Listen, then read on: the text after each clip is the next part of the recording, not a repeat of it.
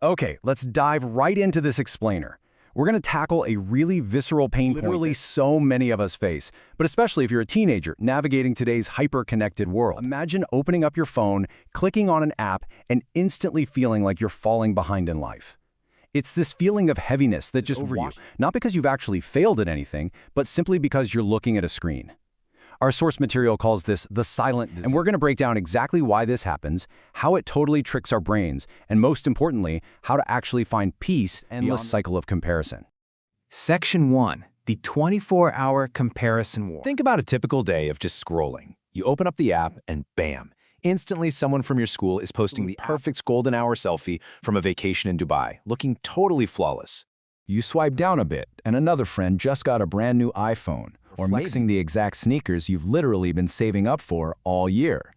You swipe again, and you see someone your exact age blowing up and getting famous or posting this super cute anniversary picture in a perfect new relationship. And suddenly, sitting alone in your bedroom, your own feels incredibly small.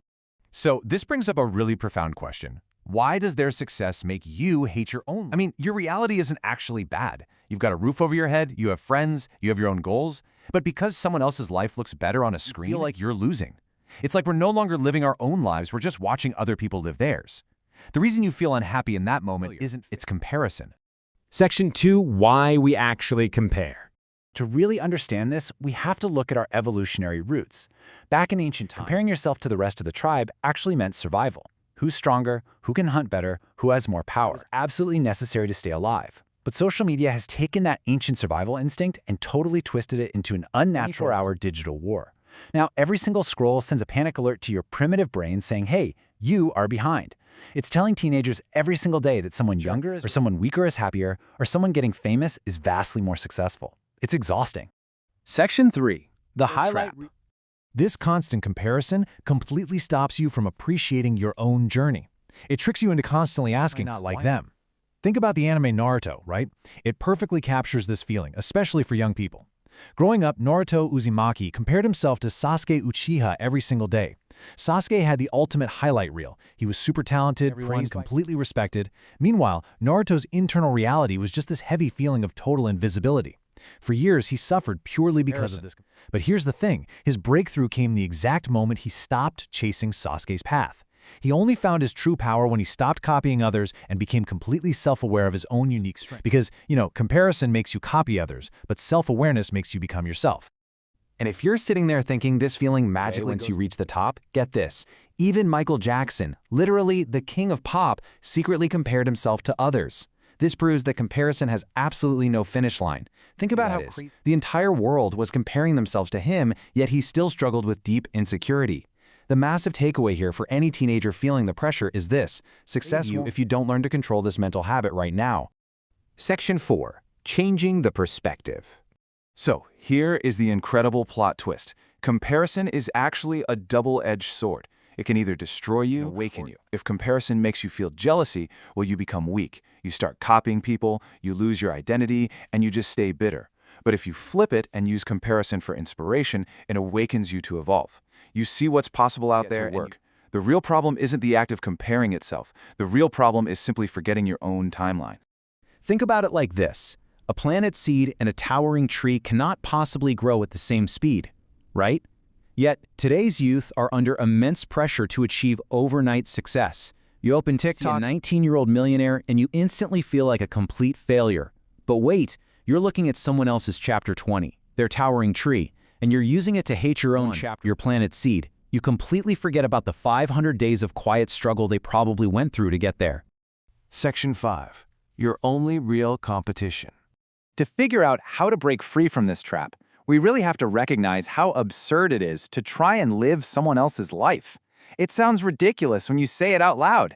Imagine a lion trying to swim like a fish, or an eagle trying to run like a horse. No way, right? Yet, as teenagers trying to figure out who we are, we literally do this exact same thing every single day. We forget that we were born different for a reason. You have a different pain, a different story, and completely different timing than the influencers on your feed. Not everyone is meant to win at 18. Not everyone is meant to become famous or follow the exact same path. Actually, maybe your journey requires more struggle right now because your future requires more strength. So who do you compete with? Focus on becoming better than yesterday's version of yourself. That's it. That is your only real competition. You know, the happiest people in the world are not the ones who have everything. They're the people who just simply stop looking at everyone else. You open up social media and feel that familiar dread creeping in, remember this rule. Never compare your messy, unedited, behind-the-scenes else's polished, highly edited movie trailer. Keep in mind that some people are proudly showing off their success online while completely hiding their sadness. They might be smiling for the camera, but crying alone at night. So, I'll leave you with this. Have you ever felt behind in life because of comparison? If so, realize this kind of beautiful irony. Because everyone is constantly looking at everyone else's movie trailer, one day, the very person you are envying today might be looking right at your life, scrolling past your picture, and feeling the exact same way. How will you step out of the comparison war today? You know what actually hurts the most? It's not really the fact that you're behind. It's that exhausting, deeply painful feeling of just being completely invisible, right? While literally everyone else around you is being celebrated. You look around, you see the highlight reels online, you watch other people winning, and after years of just trying and failing to catch up, this dangerous, quiet little question starts echoing in your mind, what if I'm not meant for greatness? I just want to pause here and tell you, if you're feeling that right now, you are absolutely not alone, and honestly, your feelings are incredibly valid. But that brings us to a pretty harsh reality. Because that single question, that specific internal doubt we just looked at, it destroys so much more potential than actual failure ever could. You see, failure is just an event. It's something you can learn from, dust yourself off, and move past. But this deep-seated doubt, it's like an infection. It totally convinces you to just stop trying before the race is even finished. So welcome to this explainer, The Invisible War, Finding Peace Beyond Comparison. Today, we're going to unpack exactly why you feel this way, and way more importantly, how to actually escape it. We're stepping into what we call the invisible war. Now, my goal today isn't to give you some hollow, hyped-up fake motivation. No, it's to offer a direct, compassionate intervention. We're going to map out how to find true peace beyond that endless cycle of comparison. So get comfortable, take a deep breath, and let's just dive right into it.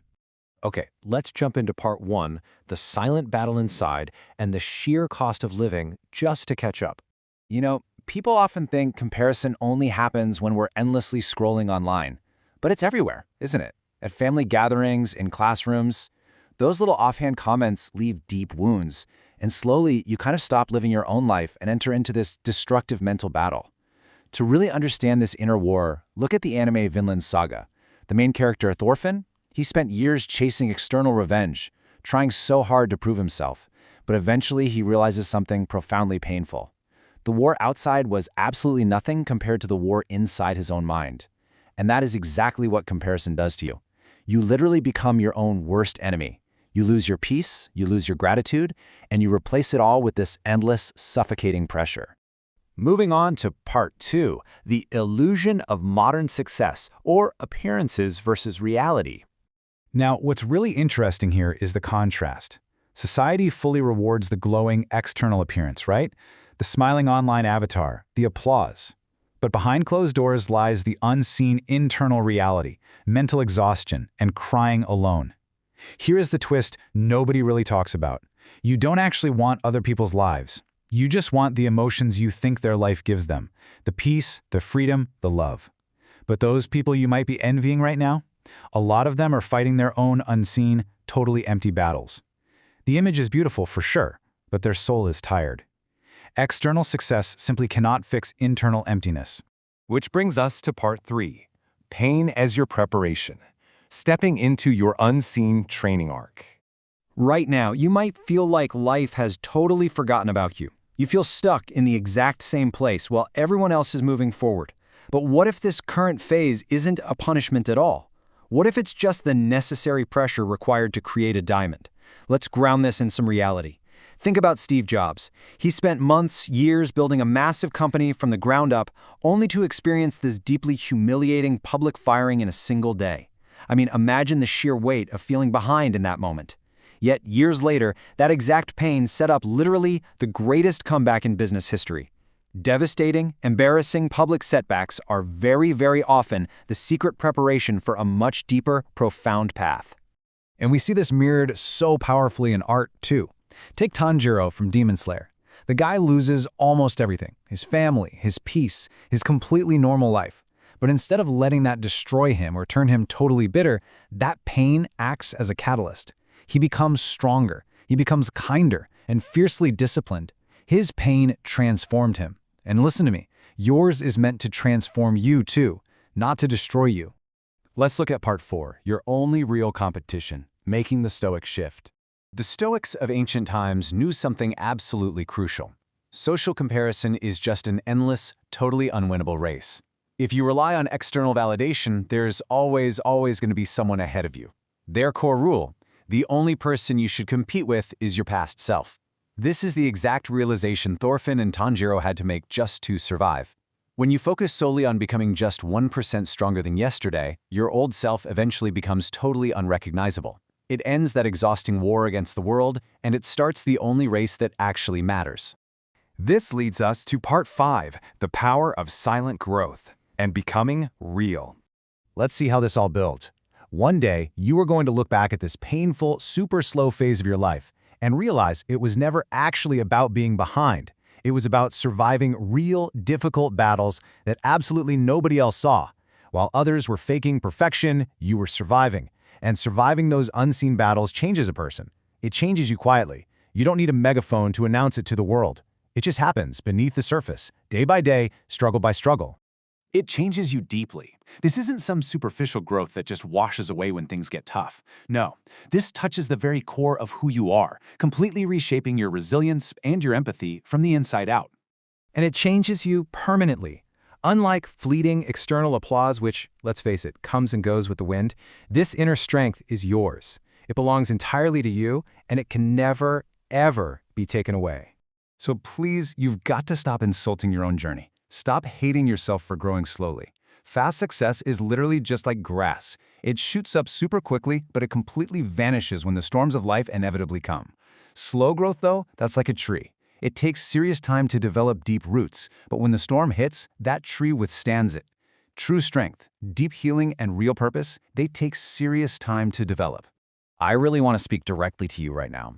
You are not late. You are not useless. You are not forgotten. You are simply becoming. In silence, the world will always try to rush you, but your soul operates on its own timing. And I promise you, your delayed story, the one born out of this silent struggle, is going to inspire people far more than fast, easy success ever could. Sometimes, the absolute strongest people are built in the seasons that nobody claps for.